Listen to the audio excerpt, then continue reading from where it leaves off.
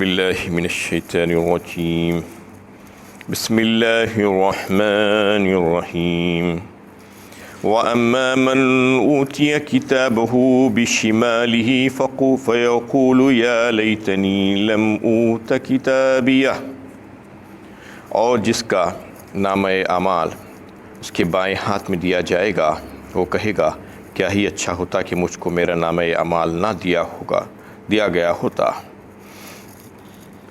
یہ سورہ حاقہ کی 25ویں آیت ہے۔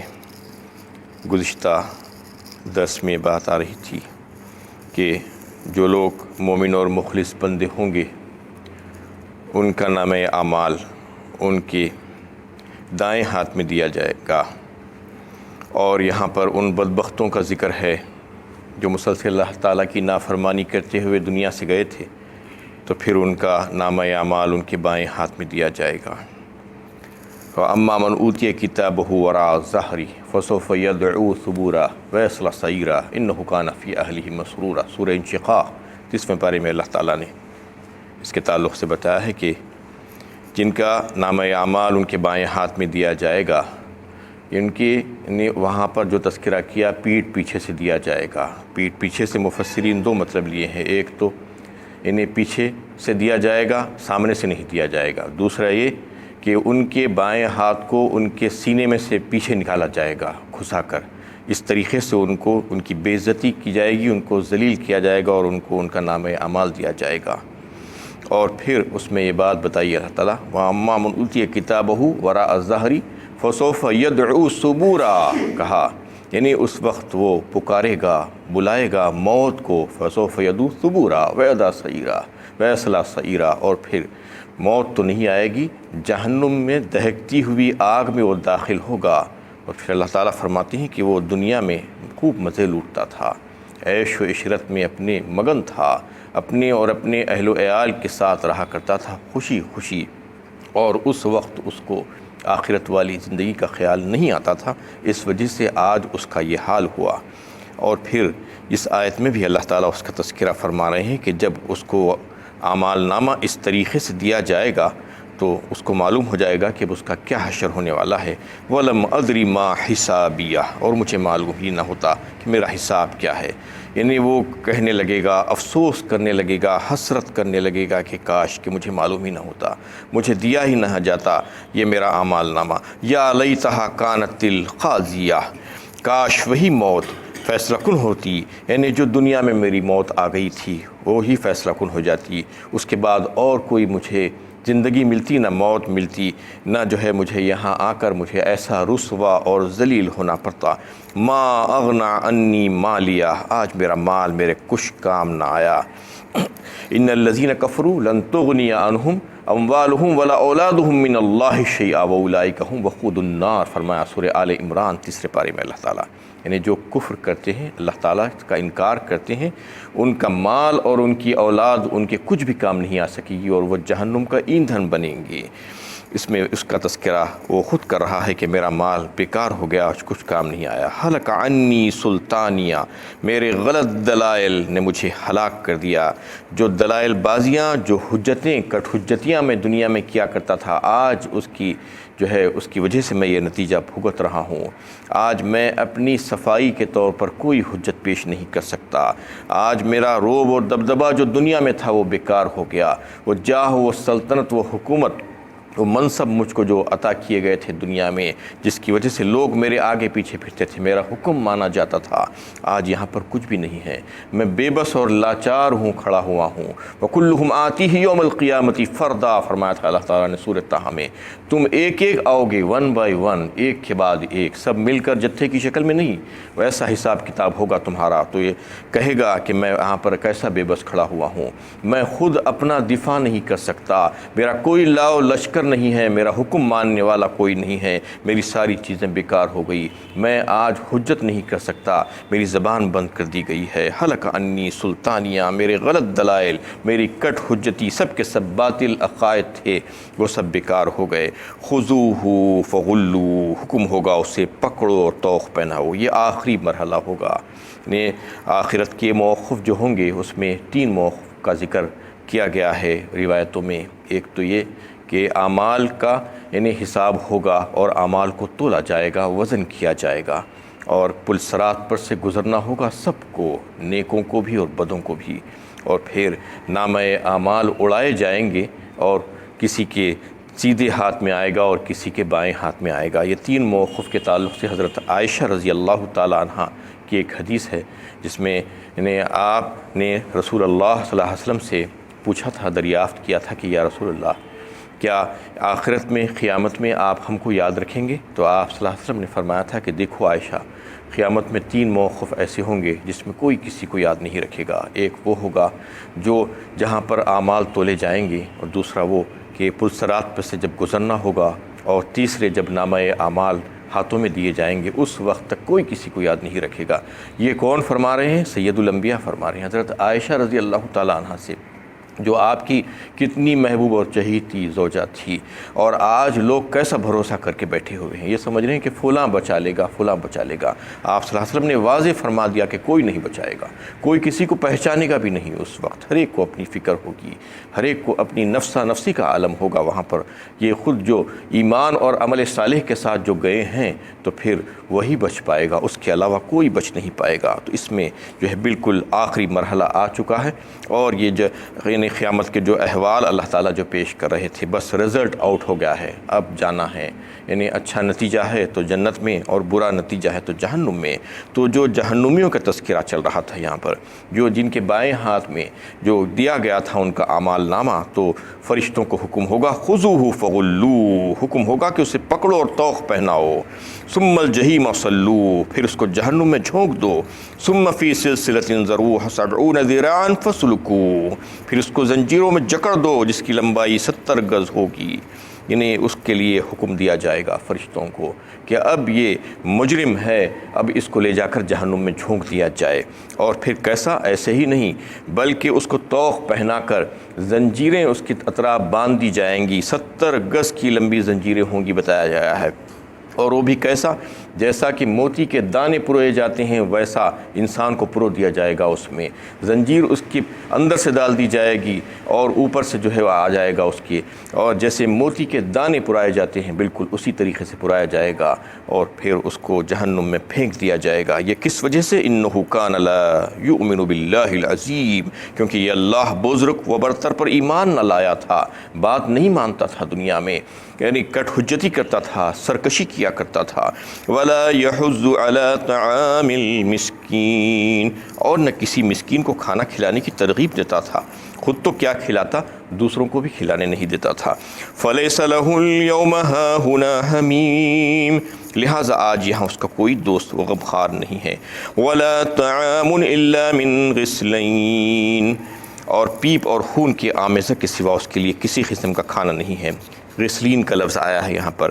غسلین کا مطلب یہ ہے کہ جہنمیوں کا جو دھون ہوگا، جو پیپ اور اس کا جو ہے جو پس ہوگا، وہی ان کو کھانے کے لیے دیا جائے گا، اس کے علاوہ اور کوئی ان کی غذا نہیں ہوگی، یہ مشروب ہوگا ان کا۔ اللہ تعالیٰ فرما رہے ہیں کہ یہ مہمان نوازی ہم کریں گے ان کے لیے، جو دنیا میں اس قسم کی حرکتیں کر کے ہمارے پاس آئے تھے۔ سورہ دخان 25ویں پارے میں اللہ تعالیٰ نے مزید اور چیزوں کا تذکرہ کیا ہے جو جہنمیوں کو دیے جائیں گے۔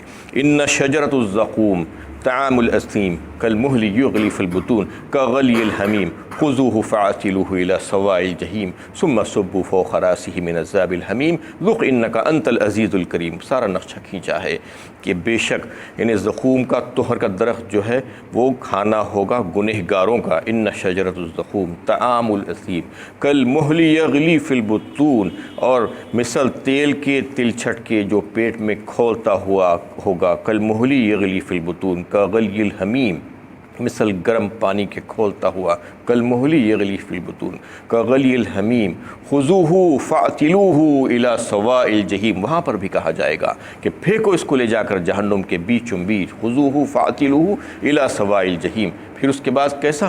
ثم صبوا فوق راسہ من عذاب الحمیم، اس کے سر کے اوپر سے گرم گرم کھولتا ہوا پانی چھوڑ دو، یعنی کیسے کیسے عذاب دیے جائیں گے اس کو جو دنیا میں نافرمانی کی زندگی گزارتے ہیں اور بے پرواہ ہو کر گزار دیتے ہیں اپنی زندگی کو۔ اللہ تعالیٰ فرما رہے ہیں کہ اتنا آسان نہیں ہے، وہاں پر آنے کے بعد ہم تمہیں مزہ چکائیں گے، ذق انک انت العزیز الکریم، پھر فرما دیا گیا کہ چکو مزہ، تم بہت بڑے عزت دار بنتے تھے دنیا میں مزے لوٹتے تھے اور بڑا نام تھا تمہارا، آج دیکھو تمہارا کیا حشر ہو رہا ہے۔ یہ اللہ تعالیٰ اس کے لیے کہیں گے لا یاکلہ الا الخاطئون، جس کو خطا کاروں کے سوا کوئی نہیں کھائے گا، یہ ان کے لیے میزبانی ہوگی، یہ پینے کے لیے اور یہ کھانے کے لیے۔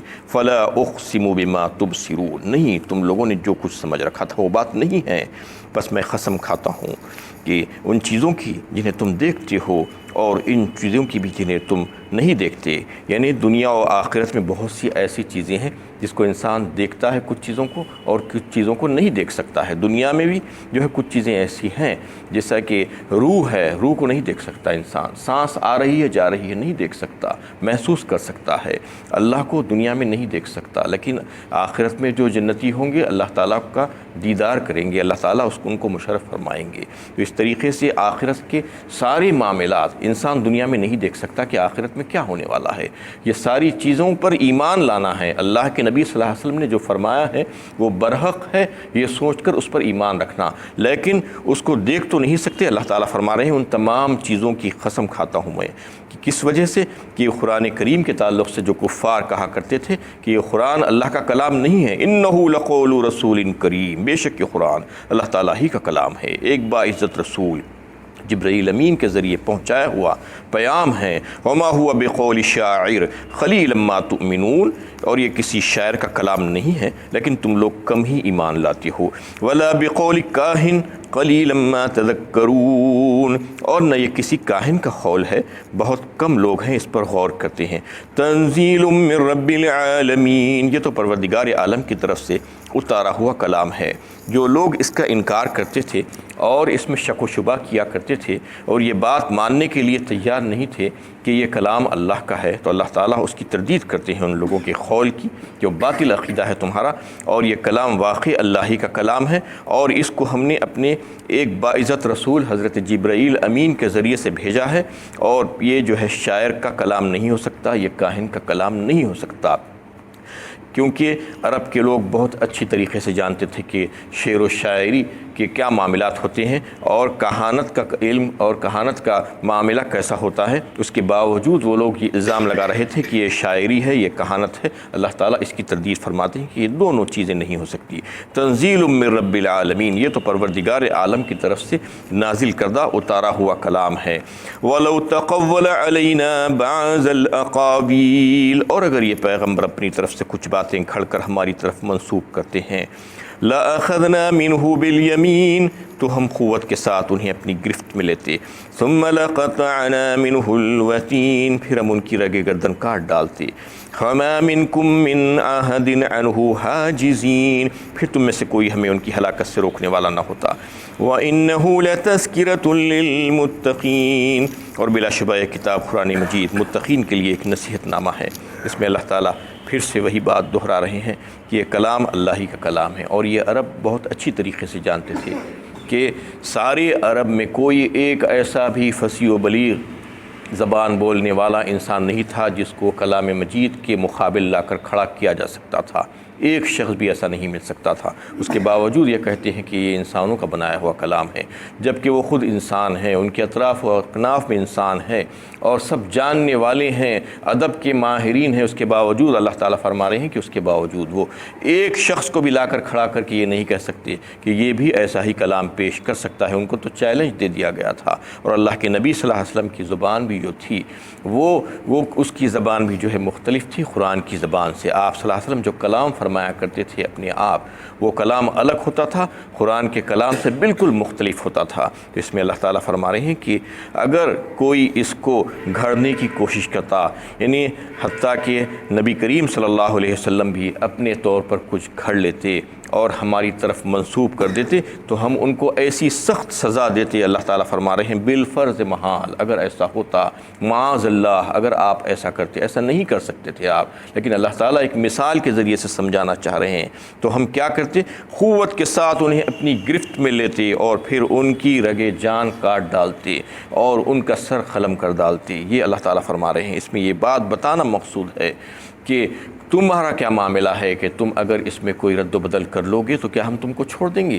اگر ہمارے نبی بھی ایسا کرتے، اس میں کوئی رد و بدل کرتے، تو ہم نے ان کو اجازت نہیں دی تھی، ہم نے ان کو اختیار نہیں دیا تھا کسی قسم کی کمی و بیشی کا، اور کسی کو بھی ہم نے یہ اختیار نہیں دیا ہے کہ اس میں کوئی رد و بدل کر سکے، اس میں کوئی چینج کر سکیں۔ اس لیے اللہ تعالیٰ اتنے سخت الفاظ میں بیان فرما رہے ہیں کہ ہم ان کی رگے جان کاٹ ڈالتے، ان کو پکڑ کر ان کا ہاتھ پکڑ لیتے اور ان کو روک دیتے اور ان کو اتنی سخت سزا دیتے۔